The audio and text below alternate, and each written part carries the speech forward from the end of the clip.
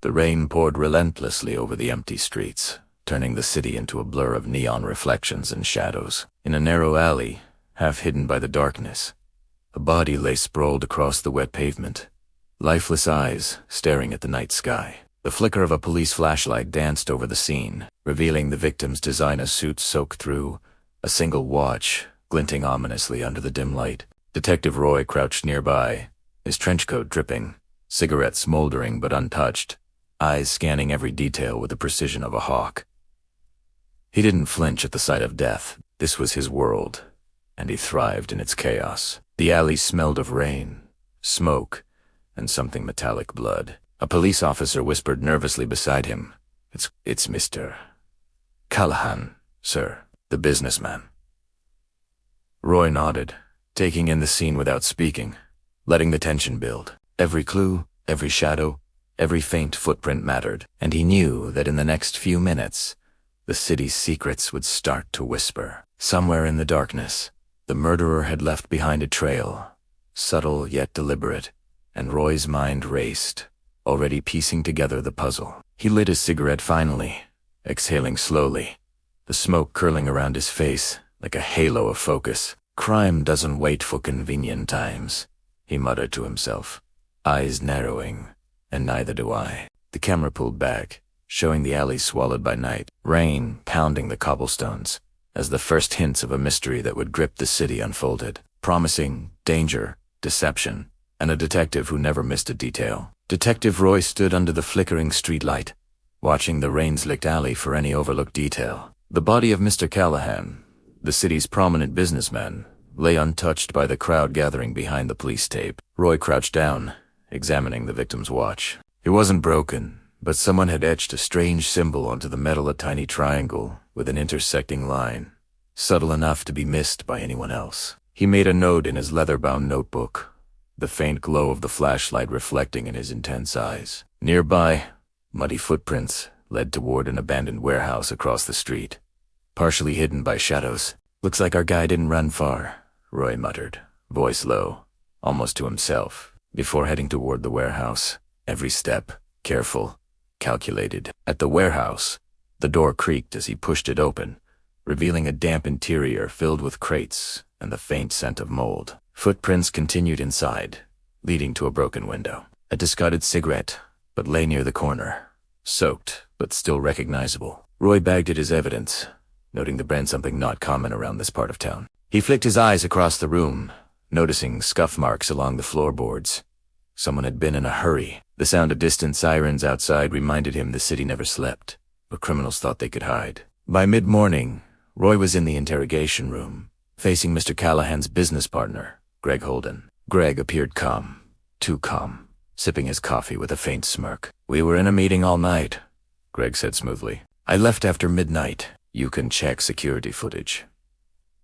Roy leaned forward, eyes narrowing. "Funny," he said, tapping the watch with the etched symbol. "Your fingerprints aren't here, but someone went out of their way to leave a message." Greg's smile flickered, hoosed slightly. Next came the spouse, Aline Callahan, dressed impeccably but with a nervous edge. She claimed she had been at a charity gala, mingling with guests. Roy watched her closely, noticing her eyes dart toward the window whenever he asked about her whereabouts at midnight. A faint scratch on her wrist. A tiny bruise. Roy catalogued everything silently. "You must understand," Elaine said, her voice shaking. "I loved him. I had nothing to do with this."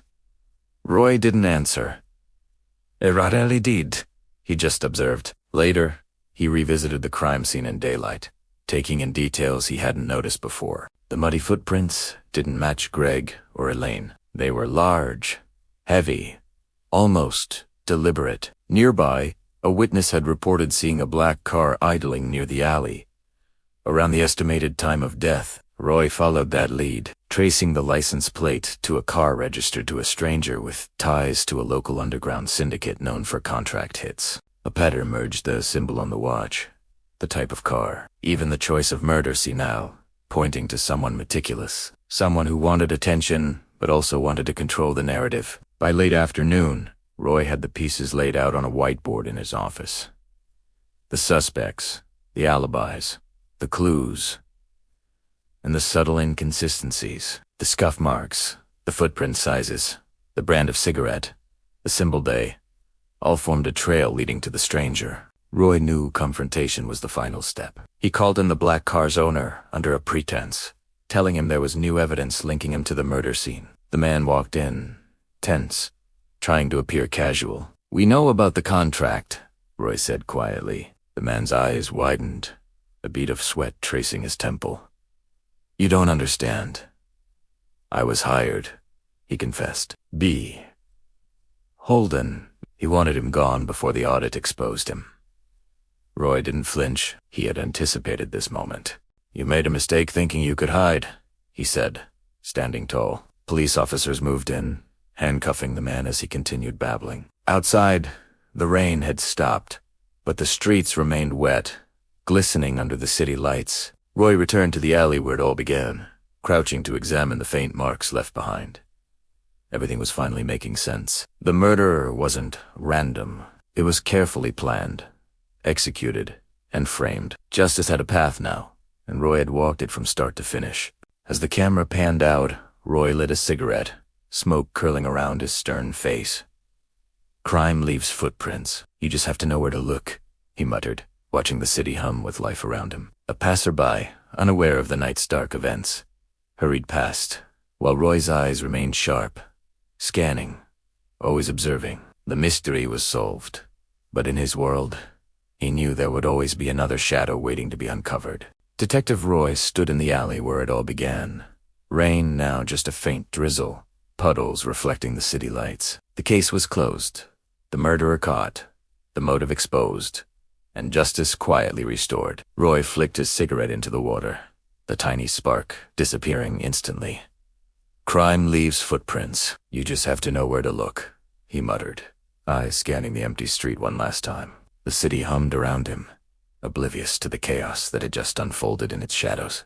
He turned, walking toward the flickering streetlight, a silhouette of calm determination against the dark skyline. For Roy, it wasn't about fame or recognition. It was about truth, about following the trail until the story revealed itself. The camera lingered for a moment on his thoughtful gaze before fading to black, leaving the audience with that lingering tension only a good detective story could deliver. Text overlay appeared as Roy's silhouette disappeared. "Enjoyed the mystery? Detective Roy always finds the truth, but he can't solve cases without you." A subtle chime played, then the narrator's voice.